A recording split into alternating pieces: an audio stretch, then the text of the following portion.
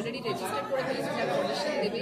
এটা সত্যি দেখে এই এনার্জিটা দেখে না খুব ভালো মুডে আমরা সবাই চলে গেছি। আমি আর সন্দীপ দি যখন ঘুরেছি তখন দেখছি প্রচণ্ড ভিড় নিচে এবং সবাই ভীষণ এক্সাইটেড খেলার জন্য।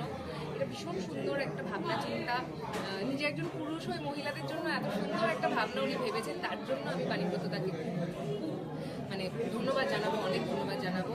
খুব ভালো লাগছে, ভীষণ এক্সাইটেড। সবার সাথে কিছুক্ষণ আগেই আমাদের কথা হলো, তারা সবাই ভীষণ এক্সাইটেড, ভেরি এক্সাইটেড। আমিও ভীষণ এক্সাইটেড। শুরু করি গেম, আমার ডাকে।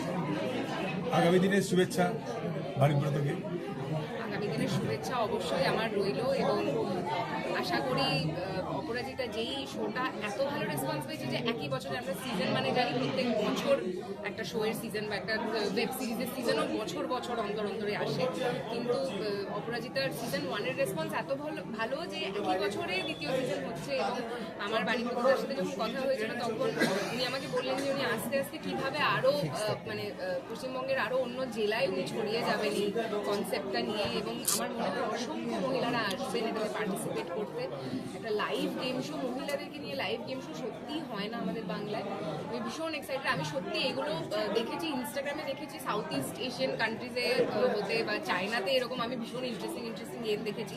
সেটা যে আজকে কলকাতায় আমাদের এখানে হচ্ছে এবং আমি এসছি এটার একটা অংশ হয়ে, সেটার জন্য আমি সকলকে অনেক অনেক ধন্যবাদ। Thank you.